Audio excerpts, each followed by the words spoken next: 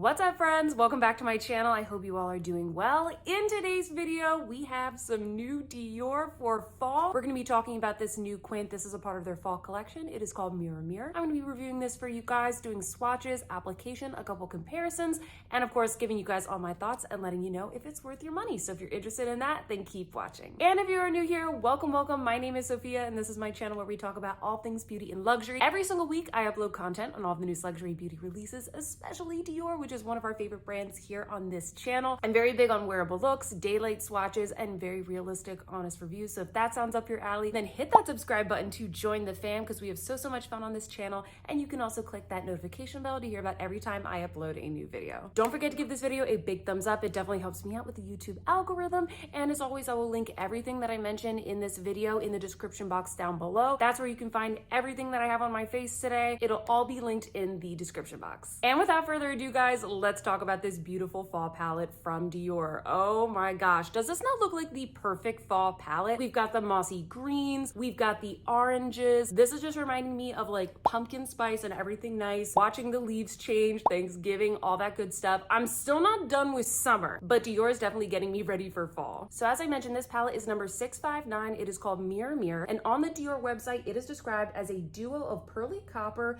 a bold orange, a golden khaki, and an intense matte brown. This was actually launched alongside another palette that had more like reddish tones. I'll put it right up here. This one is called Reflection. On the Dior website, they describe this as a satiny beige, an intense red bronze, a rosewood, and two luminous brown shades. I didn't pick that one up because I felt like it was just too similar to other things that I have in my collection. We've been seeing a lot of kind of like reds and browns, etc. I really thought this one was unique. Also, it seemed like this was the one that you guys were a little bit more interested in. So this is the one that we're talking about today. I wanted to let you guys know the packaging is exactly the same. These palettes are limited edition, but the packaging looks the same. It's made in France, it has a 6-month shelf life, and I would say the biggest difference here is just kind of the beautiful embossing that you have here on the front. Typically, you get something different when you're buying a limited edition quint from Dior. Sometimes we get something a little bit more unique than others, but I think this is classy. I think it's nice and simple. It's good for fall. I like it. Now, I purchased this palette on the Selfridges website with my own money. On there, I believe it's about like $54. I purchased it from there because that's where it launched first, and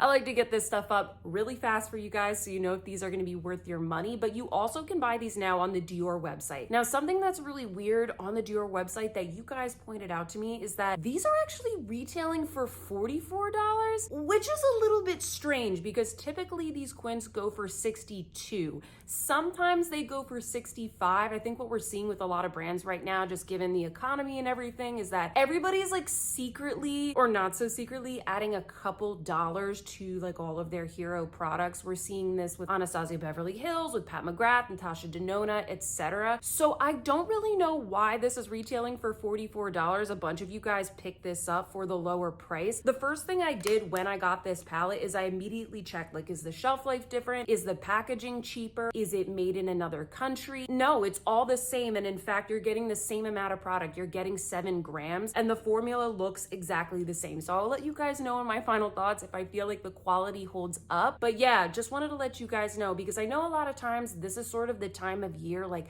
holiday time, when a lot of these brands, they start releasing products that kind of have a bit of a friendlier price point to the average consumer. When I say average, I mean just like people who don't collect stuff, or maybe folks who are looking for a really good deal or like a gift for someone, etc. But unfortunately, as we know, a lot of times with those holiday releases, depending on the brand, we don't get the best quality. So you might be getting like a really good deal, but they might bring the quality down, or they might make it seem like you're getting a lot of product, but you're actually not. So I'll let you guys know if I think the quality holds up. But at first glance, this looks like just any other Dior quint. All right, friends, let's get into the swatches of this palette. I'm going to show you what these look like on my skin tone in daylight. The 4 lightest shades are kind of like that traditional soft, smooth Dior satin. There's no glitter to them. And then the dark chocolate brown is a true matte. I like that we have a true matte in here. I feel like it really helps with building up depth, especially for folks that have darker skin tones. I feel like it gives you a little bit more to work with. And also also for a fall,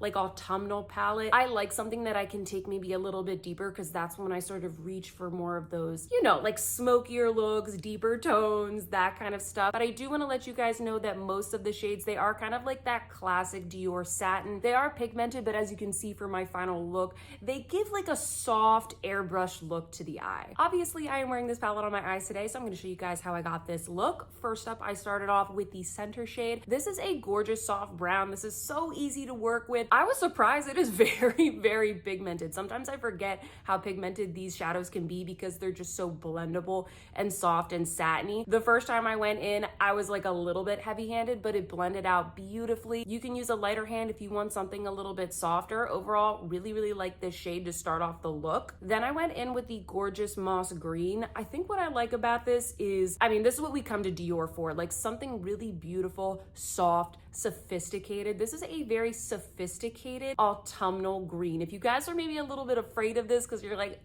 green shadows, I don't wear green shadows all that often, don't be afraid of this shade because it looks very stunning on the eye and it's very soft and it blends in really well with the other colors. Next, I went in with the lightest champagne shade. This is kind of like a light gold. I went in with that on the inner corner just to kind of brighten up the eye. I also took that along the lower lash line. I also went back and took a little bit of the green and I put that kind of like on the outer part of the lower lash line. Next, I went in with this kind of burnt orange coppery shade. Once again, just like with the green, this packs a punch. It's orangey, but it's not like bright orange. It's more like a beautiful orangey warm tone copper. Really great. I mean, like, this is the perfect color for fall, guys. Lastly, I went and deepened it up just a little bit with the matte chocolate brown. I went in with a fluffy brush so that it would be very soft. I didn't want to do kind of like a super dark, smoky nighttime look. I wanted to show you guys how you can maybe create something that's a little bit, you know, more appropriate for day to day, maybe going out to dinner, even going to the office. And I thought that this was a great matte. I had no problem blending it out, especially since I was really trying to make it very diffused. Finally, I went in with a chocolate brown liner and some mascara, and this is the final look.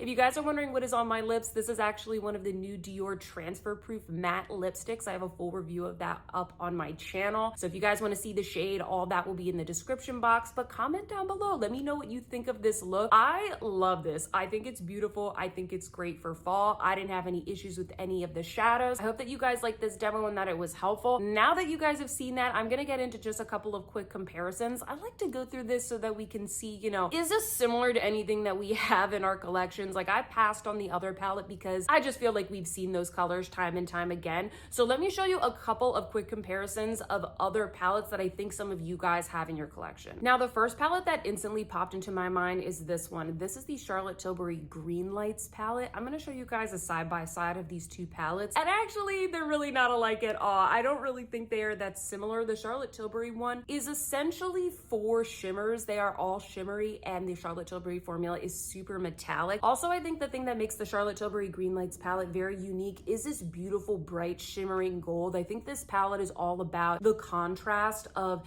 the deep, mossy green with that bright, beautiful, shining gold. So I actually don't think that these palettes are that similar at all. Next, I have this one from Chanel. This is called Tisse Vendome. I picked this one out because you do kind of have like that soft green. You've got the like bright champagne shade, and then you have kind of like an orangey shade.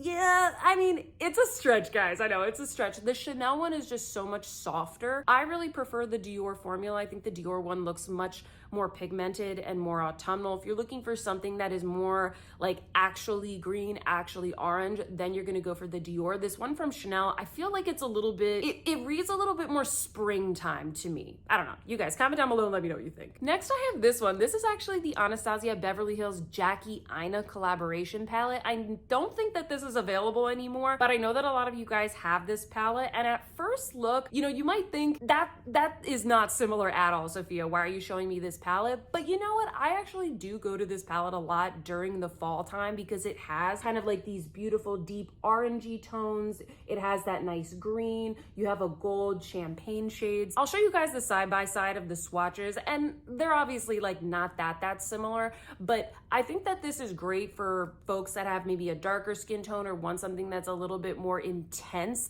And the shades, they're just more interesting. It's a very different vibe from the Dior, which is a little bit more like, I guess, sophisticated, you could say. These are so much more pigmented, but if you already have this palette and that's kind of what you enjoy, then just stick to the Jackie Aina palette, because I think the Dior, it's a softer, much different vibe. Next up is another limited edition palette that a lot of you picked up earlier this year. This is the Flora Kalahari palette from Byredo. I picked this up because I think there are a lot of similar tones between the two palettes, and I told you guys in my review, I think the formula is actually pretty similar as well. When you look at the side by side, you will notice the tones, they're not the same. Like, I wouldn't say that this is a dupe for that palette by any means, but I think that you can get a very similar vibe. If anything, I think that the shades in this palette are a little bit more unique. So if you already picked this up, you know, you might be good. I think that the one from Dior, it does look a little bit more autumnal because you have more deeper sort of orangey tones, but I wanted to show you guys just a comparison with this because I know a lot of you guys picked this one up. Next, we have one of my favorite palettes from Pat McGrath. This is Mothership 6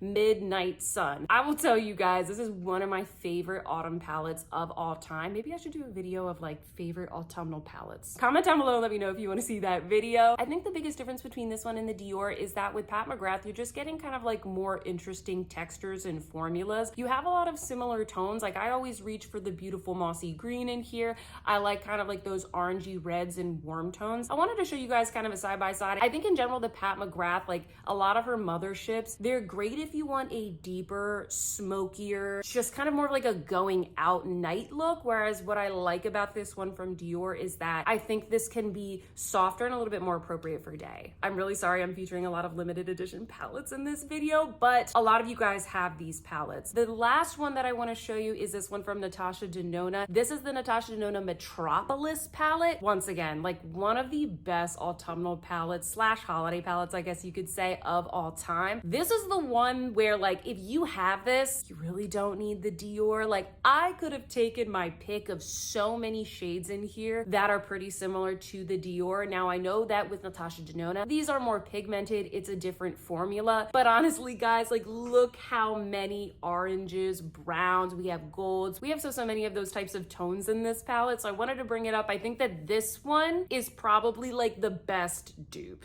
Okay, friends, thanks for hanging in with me. Now it's time for my final thoughts. What do I think of this new limited edition palette from Dior? Man, guys, I think that Dior might be on a roll because I think I've liked every single palette that I have picked up from them this year, and I cannot say the same about some other brands like Tom Ford, Pat McGrath, etc. Like Dior, I have liked every palette that they have released, and this is not an exception. This is a beautiful palette. I mentioned in the beginning, I would let you guys know, do I think the quality holds up?